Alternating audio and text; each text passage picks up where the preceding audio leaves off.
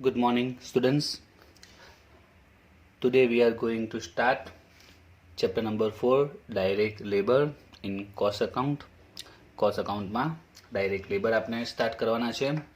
ઘણું simple chapter છે, direct labour. સૌથી પહેલાં આપણે direct labour, everybody know very well what is direct labor, what is labor. Okay, કોઈ પણ કંપનીમાં ફેક્ટરીમાં જે વર્કર્સ કામ કરે છે, ઓકે, વર્કર્સને એના કામ બદલ આપણે જે પેમેન્ટ કરીએ છીએ, ઇટ્સ લેબર વેજીસ. તો આપણે અહીંયા લેબર વેજીસની કેલ્ક્યુલેશન કરવાની છે. હવે તમે કહેશો કે વર્કર જે કામ કરે પણ વેજીસ આપી દો, હિસાબ પૂરો નહીં. એવું ક્યારે થાય? કોઈક નાની સ્મોલ ફોર્મ હોય જ્યાં 5 to 10 વર્કર્સ નોર્મલી વર્ક કરતા હોય ત્યાં ઓકે છે, એ પ્રકારે કામ થઈ જાય. But we are thinking about કંપનીમાં આપણે ખ્યાલ છે કે ત્યાં 5 to 10 નહીં, બટ 5,000 to 10,000, 1,000, 2,000 એટલા વર્કર્સ કામ કરતા હોય છે, બરાબર છે. તો ત્યાં વેજીસ એક ઇમ્પોર્ટન્ટ પોઈન્ટ બની જાય છે લેબરના સંદર્ભમાં. જે વર્કર્સ હોય છે એનો જો આપણે વિચાર કરીએ તો એ લોકો આપણે લેબર વેજીસ એ મોસ્ટ ઇમ્પોર્ટન્ટ પોઈન્ટ છે. અને સાથે સાથે કંપની માટે પણ, કે અહીં 1-2 વર્કર નથી, હજારો વર્કર કામ કરે છે, બરાબર છે. તો એના માટે કંપની લેવલ પર અમુક લેબરને લગતી પણ, વેજીસને લગતી પણ કેલ્ક્યુલેશન એટલી જ જરૂરી છે, જે કંપની માટે પણ ફાયદાકારક છે, સાથે સાથે જે વર્કર્સ છે એના માટે પણ. તો એમાં જે સૌથી પહેલાં આપણે જોઈશું કોમ્પિટિશન ઓફ લેબર ટર્નઓવર. ત્યાર પછી એ લોકોની વેજીસ વિશે પણ જોઈશું. તો જોઈએ કોમ્પિટિશન ઓફ લેબર ટર્નઓવર. તો સૌથી પહેલાં તો labour turnover means, what is labour turnover? તો લેબર ટર્નઓવર મીન્સ કે કંપનીમાં વર્કર્સ અમુક સમય દરમિયાન સપોઝ કંપની છોડીને ચાલ્યા જાય છે, એની રીઝન, બરાબર છે. તો એ રેટ, જે ટર્નઓવર રેટ કોને કહેવાય? તે કે જે રેટે જેમાં ફ્લક્ચ્યુએશન આવે છે નંબર ઓફ વર્કર્સમાં, number of workers increase decrease થતા હોય છે. તો જે વધારે ડિક્રીઝ થતા હોય તો ટર્નઓવર રેશિયો લો થશે, બરાબર છે. અને જો વધારે ઇન્ક્રીઝ થતા હશે તો એ હાઈ થશે. કહેવાનો પોઈન્ટ શું છે કે લેબર ટર્નઓવર મીન્સ કે એકમમાંથી, યુનિટમાંથી, ફેક્ટરીમાંથી, બરાબર છે, અમુક વર્કર્સ કંપની છોડીને ચાલ્યા જાય છે, ફેક્ટરી છોડીને ચાલ્યા જાય છે. તો it is bad sign for the company, because worker 5 વર્ષ 2 વર્ષ કંપનીમાં કામ કરે છે, કંપની વિશે ઘણું નોલેજ આવી ગયું હોય છે, ઓકે. અને જો એ એકદમ ટ્રેન થઈ ગયો છે, કંપનીની જે પોલિસી છે, જે મેથડ છે, અને જો એ છોડીને ચાલ્યો જાય તો બીજા વર્કરને લાવીશું, આપણે અપોઇન્ટ કરીશું, એને ટ્રેનિંગ આપીશું, તો એમાં આપણો એક્સપેન્સીસ વધશે. અને જો એક્સપિરિયન્સ લેબર છે એને ટકાવી રાખવો જરૂરી છે. એટલે એના માટે દરેક ફેક્ટરી, કંપની લેવલ પર દર મહિને, every month labour turnover calculate કરે છે કે આપણો લેબર ટર્નઓવર રેટ કેટલો છે, બરાબર છે. એના આધારે ડિસાઇડ થશે કે આપણે અત્યારે સારી દિશામાં જઈ રહ્યા છે કે એમાં કંઈક ચેન્જીસ કરવા જરૂરી છે. તો એ અલગ અલગ મેથડ છે લેબર ટર્નઓવર કેલ્ક્યુલેટ કરવાની. સૌથી પહેલી છે તે સેપરેશન મેથડ, સેકન્ડ છે replacement method, and third is flux oblique joint method. તો સેપરેશન મેથડમાં શું આવશે? તે એવા વર્કરને કન્સિડર કરવામાં આવશે કે જેને ફેક્ટરીમાંથી સેપરેટ કરવામાં આવ્યા છે, કાઢી મૂકવામાં આવ્યા છે, છોડી દેવામાં આવ્યા છે, એવા વર્કર્સને કન્સિડર કરીશું. રિપ્લેસમેન્ટ, તો ફેક્ટરીમાં જે નવા અપોઇન્ટ થયા છે, જ્યાં વેકેન્સી પડેલી, જ્યાં નવા અપોઇન્ટ થયા છે, જ્યાં રિપ્લેસ કરીએ છીએ, એને આપણે ધ્યાનમાં જોઈશું. એન્ડ ફ્લક્સ એન્ડ જોઈન્ટમાં તો એ બંનેની કમ્બાઇન્ડ મેથડ છે, એટલે જોઈન્ટ મેથડ અથવા ફ્લક્સ મેથડ કહેવાય છે. તો જોઈએ સેપરેશન મેથડમાં લેબર ટર્નઓવર રેટનો જે ફોર્મ્યુલા છે તે number of separation in a period divide by average number of worker. તો અહીંયા number of separation in a period કેટલો હશે? મંથનો. શરૂઆતમાં કીધું કે એવરી મંથ એ લોકો કેલ્ક્યુલેશન કરે, દર મહિને કેલ્ક્યુલેશન કરશે કે આપનો લેબર ટર્નઓવર રેટ કયો છે. ત્રણમાંથી જે મેથડ એ લોકો યુઝ કરતા હશે કંપનીની જે પોલિસી પ્રમાણે. તો સપોઝ કે જે સેપરેશન મેથડ યુઝ કરતા હશે, બરાબર, કંપનીમાં, તો એનો ફોર્મ્યુલા શું આવશે? Number of separation in a period, એટલે કે જે તે મહિનામાં જેટલા વર્કર્સ એકમમાંથી સેપરેટ થયા, મીન્સ ચાલ્યા ગયા, કારખાનું છોડી દીધું, ફેક્ટરી છોડી દીધી, divide by average number of workers. ડિવિઝનમાં શું આવશે? એવરેજ જે વર્કર્સ હશે તે. એટલે કે સપોઝ કે આપણે જાન્યુઆરી મંથની કેલ્ક્યુલેશન કરતા હોઈએ, બરાબર. ચલો, જાન્યુઆરી મહિનામાં 1 જાન્યુઆરી કેટલા વર્કર્સ છે પ્લસ 31 જાન્યુઆરી કેટલા વર્કર્સ છે, બંનેનો total divide by 2. It's call average number of workers. Opening workers plus closing, આપણે જેવી એવરેજ સ્ટોક શોધીએ બસ એ રીતે. તો number of workers at opening and number of workers at the end, બંને ટોટલ ડિવાઈડ બાય 2 કરીશું તો એના પરથી મળશે average number of workers. Now number of separation, તો યુનિટમાંથી ફેક્ટરીમાંથી વર્કર ક્યારે સેપરેટ થાય છે, ક્યારે એને કાઢી મૂકવામાં આવે છે, ક્યારે ચાલ્યા જાય છે, બરાબર છે. તો એમાં યાદ રાખવાનું છે number of separation worker include, તો એમાં કયા વર્કર આવી શકે, એક તો આવે સસ્પેન્ડ વર્કર, વર્કરને સસ્પેન્ડ કરવામાં આવ્યા હોય, રિટાયર વર્કર, વર્કર રિટાયર થયો હોય, and resign worker, A resign આપી દીધું હોય. તો આ સિવાય પણ બીજા પણ આવી શકે છે, પણ આપણે જે સમ છે એમાં મોટા ભાગે આ 3 જ આવે છે. પણ રિયલ લાઈફમાં યુનિટમાંથી ફેક્ટરીમાંથી વર્કર્સ જાય તો મોસ્ટ ઓફ આ જ રીઝન હોય છે, કાં તો સસ્પેન્ડ થયો, રિટાયર થયો હોય, કાં તો રિઝાઇન આપ્યો હોય. મોટા ભાગે આ જ રીઝન હોય છે સેપરેટ થવા પાછળ ફેક્ટરીમાંથી વર્કર્સનું. તો સેપરેશન મેથડ સિમ્પલ જ છે, number of separation divide by average number of worker. Number of સેપરેશનમાં કયા જોવાના, suspended worker, retire worker and resign worker. Okay, એ બધાનો ટોટલ આપણે કરીશું તો નંબર ઓફ સેપરેશન વર્કર મળી જશે. Now the second is replacement method. તો રિપ્લેસમેન્ટ મેથડનું ફોર્મ્યુલા છે labour turnover is equal to number of replacement divide by average number of workers. તો ડિવિઝનમાં તો એ જ આવશે average number of workers. Now number of replacement એ ઇમ્પોર્ટન્ટ છે, તો એના માટે જે નોટ્સ છે તે જો number of replacement include number of worker who appointed in place of old worker who left job. It is not include number of worker who appointed due to expansion. તો આને થોડું આપણે સમજીએ. ક્વેશ્ચનમાં રિપ્લેસમેન્ટ મેથડમાં થોડું ધ્યાન રાખવાનું છે, બાકી સેપરેશન ને ફ્લક્સ તો સિમ્પલ જ છે, ખ્યાલ આવી જશે. તો હું એક્ઝામ્પલ સમજાવ્યું એટલે આનો કન્સેપ્ટ ક્લિયર થઈ જશે. રિપ્લેસમેન્ટ મેથડમાં કે નંબર ઓફ રિપ્લેસમેન્ટ વર્કર એટલે કયા વર્કરને કન્સિડર કરવાના. સપોઝ કે એક ફેક્ટરીમાં 500 વર્કર્સ વર્ક કરે છે. હવે આપણે જાન્યુઆરી મંથની વાત કરીએ તો જાન્યુઆરી મંથમાં અલગ અલગ દિવસે આખા મંથના during this month suppose 100 worker, total 100 worker એ સેપરેટ થયા.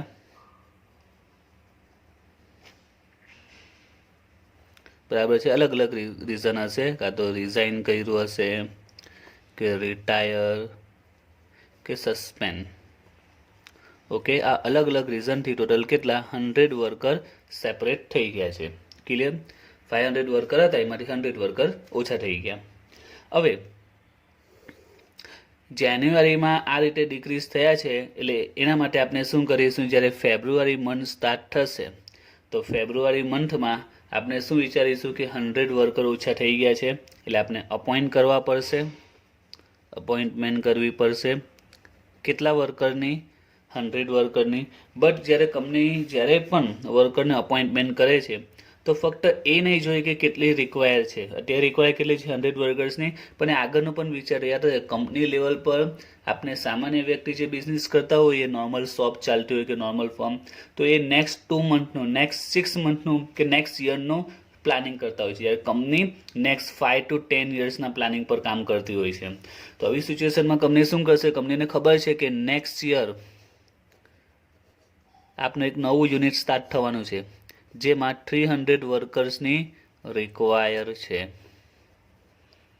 તો જ્યારે અત્યારે અપોઇન્ટમેન્ટ કરશે ને, તો ત્યારે કેટલી અપોઇન્ટમેન્ટ કરશે, તો ટોટલ 400ની અપોઇન્ટમેન્ટ કરશે. બિકોઝ અત્યારે તો 100 રિક્વાયર છે જ, બરાબર છે, 100 વર્કર્સ ઓછા થઈ ગયા એટલે 100 તો અત્યારે રિક્વાયર છે. પ્લસ નેક્સ્ટ યરમાં બીજા નવું યુનિટ સ્ટાર્ટ થવાનું છે, ન્યૂ યુનિટ સ્ટાર્ટ થશે એટલે કંપની એક્સપાન્ઝન કરે છે, ફેક્ટરીનું એક્સપાન્ઝન થાય છે, બિઝનેસનું એક્સપાન્ઝન થાય છે, અને ન્યૂ યુનિટ શરૂ કરવાનું જેમાં 300 વર્કરની રિક્વાયર હશે, 300 વર્કરની રિક્વાયર હશે. તો અત્યારે જો અપોઇન્ટમેન્ટ કરશે તો કેટલાની કરશે, તો ટોટલ 400ની. 100 તો જે અહીંયા રિપ્લેસ કરવા પડશે, આની જગ્યા પર 100 કહે, એની જગ્યા પર નવા 100 આવશે, આ રિપ્લેસવાળા કહેવાય. અને આ જે 300 છે આ કયા કહેવાય, જે ન્યૂ યુનિટ સ્ટાર્ટ કરવાના છે, એક્સપાન્ઝન કરવાના છે, એના કહેવાશે. ખ્યાલ આવ્યો? એટલે એકચ્યુઅલમાં અપોઇન્ટ કેટલા કર્યા છે 400, પણ એમાંથી 100 એ રિપ્લેસ થશે, બરાબર. આ ઓલ્ડ ચાલ્યા ગયા, એની જગ્યા પર 100 આવશે, બાકીના જે 300 છે તે ન્યૂ યુનિટ નેક્સ્ટ યરમાં સ્ટાર્ટ થવાનું છે. ઓકે, એ લોકોને વેઇટિંગ લિસ્ટ પર રાખશે આ 300 વર્કરને, એક્સપાન્ઝન કરવાનું છે તે. તો બસ અહીંયા તમારે એ ધ્યાનમાં રાખવાનું છે કે કયા આપણે વર્કર ધ્યાનમાં લેવાના છે, number of replacement, not expansion. તો એ જ પોઈન્ટ છે, જો number of replacement include number of worker वो appointed in place of old worker वो लेफ्ट जॉब बराबर છે સિમ્પલ જ મિનિંગ છે રિપ્લેસ કર્યા ઓલ્ડની જગ્યા પર ન્યૂ આવ્યા તે જોવાના છે it is not include number of workers who appointed due to expansion company જો એક્સપાન્શન કરે એના માટે જે વર્કર લાવે એને આપણે કન્સિડર કરીશું નહીં ઓકે તો ક્વેશ્ચનમાં ધ્યાનથી વાંચજો કે શું કીધું છે અહીંયા એક મિસ્ટેક પડી શકે છે ઘણા વિડીયોની પડે છે તો એ ધ્યાન રાખવાનું છે નાઉ the third method is flux or joint method તો સિમ્પલ જ છે તો એ બંને મેથડનો કોમ્બિનેશન કરી દીધું છે labour turnover rate number of separation plus number of replacement clear બંનેને કમ્બાઇન કર્યું છે divide by average number of workers into 100 clear તો ત્રીજી જે ફ્લક્સ કે જોઈન્ટ મેથડ છે તો સિમ્પલ જ છે બંનેને કોમ્બિનેશન છે નાउ શરૂઆતમાં મેં કીધું કે સેપરેશન રિપ્લેસમેન્ટ ફ્લક્સ કંપની જે પણ મેથડ યુઝ કરતી હશે એમાંથી આ જે લેબર ટર્નઓવર એલટીઆર મળશે એ કેવા હશે મંથલી હશે આ બધા કેવા છે મંથલી છે but if we want to find yearly જો આપણે યરલી ફાઇન્ડ આઉટ કરવું હોય તો કઈ રીતે મળે તો સિમ્પલ જ છે સપોઝ કે આપણે સેપરેશન મેથડ યુઝ કરવામાં આવે છે કોઈ કંપનીમાં જાન્યુઆરી મંથમાં ઓકે તો આ સેપરેશન મેથડનો ફોર્મ્યુલા યુઝ કર્યો અને લેબર ટર્નઓવર રેટ આવ્યો 10%. કેટલો આવ્યો 10%. હવે એમને યરલી જાણવું છે કે યરલી કેટલો હશે તો સિમ્પલ જ છે જાન્યુઆરી મંથનો છે ઓકે જાન્યુઆરી મંથના ડેઝ કેટલા હોય 31 તો સિમ્પલ એ લોકો સ્ટેપ મૂકશે કે 31 ડેઝમાં લેબર ટર્નઓવર રેટ 10% આવ્યો તો આપણે યરલી જાણવો છે તો યરલીના ડેઝ 365 તો 365 ડેઝનો કેટલો આવશે તો આપણે શું કરીશું 365 ઇન્ટુ 10 ડિવાઇડ બાય 31 તો આન્સર આવશે 117.74%.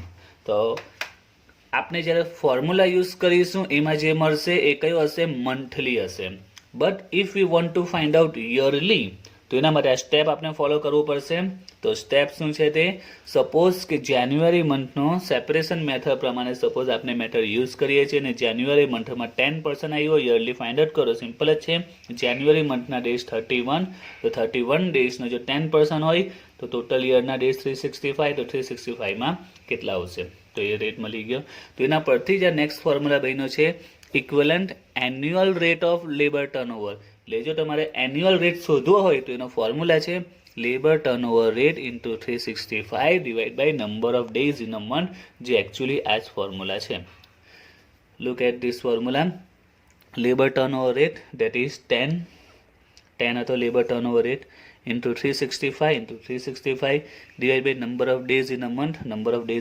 31 ક્લિયર એટલે સિમ્પલ જ છે આપણે મંથલી છે ને યરલીમાં કન્વર્ટ કરીએ તો આ ફોર્મ્યુલા બેઝ પર આ ફોર્મ્યુલાનો બની શકે છે ક્લિયર ઓકે હવે આપણે સમ સ્ટાર્ટ કરવાના છે તો આજે આપણે જે ચેપ્ટરમાં પહેલું સમ જોવાના છે તો આ સમ ઓલરેડી 2017માં VNSGમાં આવી ગયો છે 7 માર્ક્સમાં તો એકદમ સિમ્પલ સમ છે ઇઝીલી આપણે 7 માર્ક્સ લેવાના છે એમાંથી તો જોઈએ sum from the information of unlimited for the month of April 16 find out labour turnover rate replacement method separation method flux method equivalent annual turnover by all 3 methods તો ત્રણે method પ્રમાણે આપણે ફાઇન્ડ આઉટ કરવાનો છે અને સાથે સાથે equivalent annual turnover સાથે સાથે એન્યુઅલ ટર્નઓવર બી ફાઇન્ડ આઉટ કરવાનું છે ઓલ 3 મેથડ્સ એટલે ત્રણેયનો ફોર્મ્યુલા પ્રમાણે મંથલી તો આપણે ફાઇન્ડ આઉટ કરીશું સાથે સાથે ત્રણેયમાં એન્યુઅલી પણ ફાઇન્ડ આઉટ કરીશું હવે જે ઇન્ફોર્મેશન આપેલી તે જોઈએ worker on 1st April 16 4500 worker on 30 April 16 5500 આપણે એપ્રિલ 2016 ઇન્ફોર્મેશન આપેલી છે શરૂઆતમાં મેં કીધું બધી મંથલી આપણે ઇન્ફોર્મેશન આપણે મંથલી ફાઇન્ડ આઉટ કરીશું ઓકે તો આ એપ્રિલ 1st એપ્રિલ મીન્સ આ ઓપનિંગ બેલેન્સ આપણે એમ સમજીએ ઓપનિંગ સ્ટોક આવે તે રીતના ઓપનિંગ વર્કર્સ બરાબર છે workers at the opening end 30 April તો આ કયા કહેવાય વર્કર એટ ધી એન્ડ કહેવાશે એટલે એમ સમજો કે આ ઓપનિંગ વર્કર અને આ ક્લોઝિંગ વર્કર ઓપનિંગ વર્કર્સ છે ને આ ક્લોઝિંગ વર્કર્સ છે જે આપણે એવરેજ વર્કર શોધવા માટે કામ પડશે. એવરેજ વર્કરમાં opening plus closing divide by 2. Okay, એટલે 4500 પ્લસ 5500 ડિવાઈડ બાય 2 એટલે એવરેજ નંબર ઓફ વર્કર્સ મળી જશે, જે ત્રણેય ફોર્મ્યુલામાં આવે છે. પછી જોઈએ separated by resignation, worker suspended and worker retire, worker newly appointed. Out of new appointment 60% of workers are appointed under expansion plan. હવે જોઈએ આપણે સૌથી પહેલાં વાત કરીએ સેપરેશન મેથડની. તો સેપરેશન મેથડનો ફોર્મ્યુલો છે number of separation in a period divide by average number of worker. તો નંબર ઓફ સેપરેશન તેમાં કયા કયા વર્કર ઇન્ક્લુડ થાય? તો સસ્પેન્ડેડ, રિટાયર અને રિઝાઇન કર્યું એ. સસ્પેન્ડેડ, રિટાયર અને રિઝાઇન. ઓકે, તો આમાં જોઈએ એમાંથી કયા કયા આવે છે. તો જો રિટાયર વર્કર આપેલા છે, સસ્પેન્ડ વર્કર પણ આપેલા છે અને રિઝાઇન કર્યું હોય તેવા વર્કર પણ આપેલા છે. એટલે સેપરેશન મેથડમાં કયા લેવાય? રિટાયર, રિઝાઇન એન્ડ સસ્પેન્ડ, જે ત્રણે અહીંયા આપેલા છે. એટલે અહીંયા આપણે વાત કરીએ નંબર ઓફ સેપરેટ, કેટલા સેપરેટ થયા હશે? તો અહીંયા 300 જે રિઝાઇન આપ્યું છે, 500 સસ્પેન્ડ થયા છે એન્ડ 600 જે રિટાયર થયા છે. એટલે ટોટલ કેટલા? 1400 એમ્પ્લોય એવા છે જે સેપરેટ થયા છે. ક્લિયર? ટોટલ કરીએ તો 1400 સેપરેટ થયા છે. એ જ રીતે રિપ્લેસમેન્ટમાં સમજાયું કયા લેવાના તે. જે અપોઇન્ટમેન્ટ હોય એમાંથી જે રિપ્લેસમાં ગયા હોય તે આપણે કન્સિડર કરીશું, એક્સપાન્ઝનના લેવાના નથી.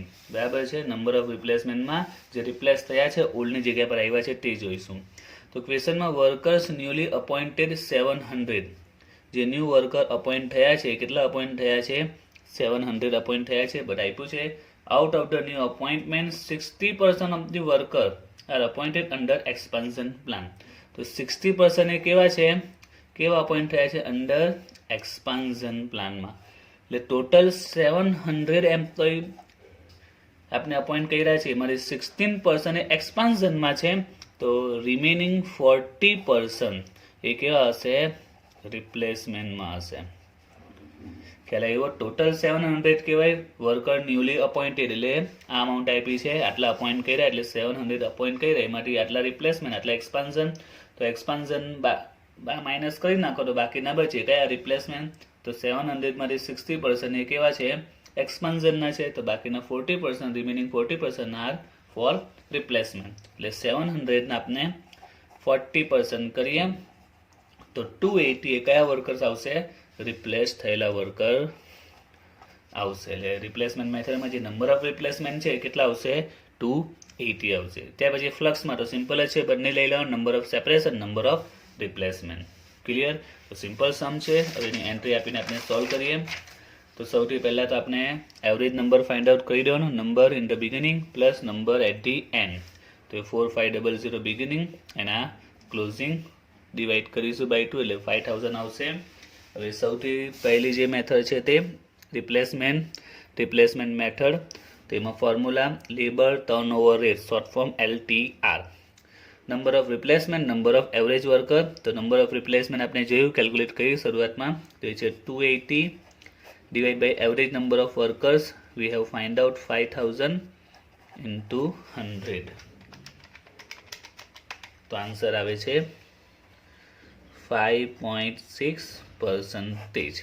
હવે આ જે મળ્યો છે મંથલી, આપણે એનો ઇક્વલન્ટ એન્યુઅલ રેટ પણ ફાઇન્ડ આઉટ કરવાનો છે. ઇક્વલન્ટ એન્યુઅલ રેટ પણ ફાઇન્ડ આઉટ કરીશું.